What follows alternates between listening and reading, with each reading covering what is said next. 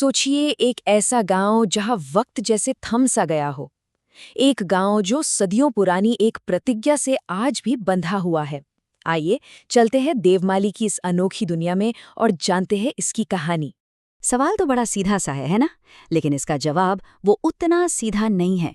वो विश्वास, इतिहास और एक गहरे रहस्य में छिपा है। मतलब क्या वजह हो सकती है कि आज के जमाने में भी 3000 लोग पक्के मकानों में नहीं रह सकते? देखिए, ये कोई आम गांव नहीं है। यहाँ की जिंदगी कुछ बहुत ही बुनियादी और कहें तो अटूट नियमों पर चलती है। और ये नियम हर किसी को, मतलब हर एक निवासी को मानने ही पड़ते हैं। तो ये नियम है क्या? असल में ये 3 नियम ही देवमाली की जिंदगी की बुनियाद हैं। सबसे पहला, कोई पक्का घर नहीं बनाएगा। सोचिए आज के जमाने में। दूसरा नियम है किसी भी तरह का नशा, शराब वगैरह पूरी तरह से बैन है। और तीसरा, मांसाहार का पूरी तरह से त्याग। ये सिर्फ कायदे कानून नहीं है, ये तो गांव की पहचान बन चुके हैं। तो सवाल ये उठता है कि ये सब शुरू कहाँ से हुआ? भाई, इस कहानी के जड़ें बहुत गहरी हैं। इसके लिए हमें जरा इतिहास में पीछे चलना होगा, उस दौर में जब एक देवता ने खुद इस जमीन पर कदम रखे थे। तो होता यूं है कि लोक कथाओं के मुताबिक सदियों पहले की बात है। गुर्जरों के आराध्य देव भगवान देवनारायण इसी पहाड़ी पर प्रकट हुए। उन्होंने वहां के लोगों को रहने के लिए ये जमीन तो दे दी, लेकिन एक शर्त रखी। और उसी शर्त के साथ एक वचन लिया गया, एक ऐसा वचन जो आज तक पीढ़ी दर पीढ़ी निभाया जा रहा है। और जानते हैं वो वचन क्या था? वचन था, जब तक मेरा मंदिर पक्का नहीं बनता, तुमने से कोई भी पक्का मकान नहीं बनाएगा। बस इतना सा निर्देश, सीधा और साफ। लेकिन गांव वालों के लिए ये कोई आम बात नहीं थी, ये तो एक दैवीय कानून बन गया। लेकिन कहानी में असली मोड़ तो अब आता है। सबसे हैरान करने वाली बात पता है क्या है? आज की तारीख में भगवान देवनारायण का वो मंदिर पक्का बन चुका है। एक शानदार कंक्रीट का स्ट्रक्चर है। तो टेक्निकली देखा जाए तो वचन की शर्त तो पूरी हो गई, है ना? तो फिर भी ये लोग मिट्टी के घरों में क्यों रह रहे हैं? और बस इसी क्यों का जवाब इस कहानी को एक बहुत ही गंभीर मोड़ देता है। यहाँ बात सिर्फ परंपरा निभाने की नहीं रह जाती, बात आ जाती है उस डर पर, उस खौफ पर, जो वादा तोड़ने के बाद होने वाले अंजाम से जुड़ा है। अब देखिए, ऐसा भी नहीं है कि किसी ने हिम्मत ही नहीं दिखाई। वक्त के साथ कुछ लोगों ने कोशिश की इस परंपरा को तोड़कर अपना पक्का घर बनाने की।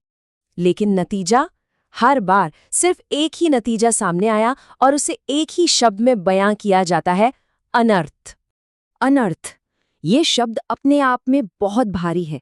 इसका मतलब है कोई बहुत बड़ी मुसीबत, कोई ऐसी आपदा जिसके पीछे किसी देवीय शक्ति का हाथ माना जाए। ये सिर्फ बैड लक नहीं है, नहीं, इसे भगवान की नाराजगी का सीधा सीधा संकेत माना जाता है। और कहानियां भी ऐसी हैं कि रोंगटे खड़े हो जाएं। कहा जाता है कि जिसने भी ये नियम तोड़ा वो रातों रात कंगाल हो गया, या फिर उनके साथ अजीबोगरीब हादसे हुए।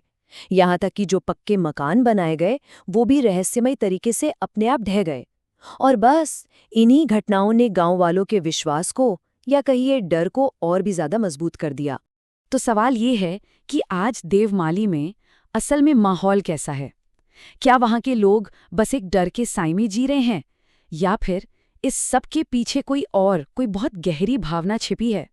आज की बात करें तो देवमाली में करीब 3000 लोग रहते हैं और पूरा का पूरा गांव मिट्टी और छप्पर से बने घरों में रहता है। एक भी घर की छत पक्की नहीं है, एक भी नहीं। लेकिन दिलचस्प बात यह है कि जब गांव वालों से इस बारे में बात की जाती है तो वो इसे डर का नाम नहीं देते। नहीं, वो एक दूसरा शब्द इस्तेमाल करते हैं, श्रद्धा। श्रद्धा। अब श्रद्धा का मतलब सिर्फ विश्वास या फेथ नहीं होता, ये उससे कहीं ज्यादा गहरा है। इसमें आस्था है, सम्मान है और एक गहरी भक्ति है। मतलब अपने देवता के लिए एक अनकंडीशनल सरेंडर। गांव वालों के लिए ये परंपरा कोई बोझ नहीं, बल्कि ये तो अपने भगवान के प्रति सम्मान जताने का एक तरीका है। तो जब पूरी कहानी को एक साथ जोड़कर देखते हैं तो दिमाग में एक ही बड़ा सवाल घूमता है कि आखिर ये परंपरा है क्या? एक श्राप या फिर एक वरदान? देखिए, इसके दो पहलू हो सकते हैं। एक नजरिए से देखें तो ये एक श्राप जैसा लगता है ना, कि लोग डर की वजह से मॉडर्न जिंदगी की सुविधाओं से दूर हैं। लेकिन सिक्का पलट कर देखें तो ये एक वरदान भी तो हो सकता है। एक ऐसी अटूट आस्था जो पूरे गांव को एक धागे में पिरोकर रखती है। और उन्हें वो सादा, सुकून भरा जीवन देती है जो आज के भागदौड़ वाली दुनिया में मिलना लगभग नामुमकिन है। तो आखिर में सवाल वहीं आकर रुक जाता है, देवमाली एक दैवीय श्राप में जकड़ा हुआ गांव है या फिर एक पवित्र वरदान से महफूज? इसका जवाब शायद किसी के पास नहीं है। ये तो विश्वास और नजरिए की बात है। और हाँ, ये कहानी हमें ये सोचने पर जरूर मजबूर करती है कि हम जिसे तरक्की या मॉडर्न लाइफ कहते हैं, उसका असली मतलब क्या है।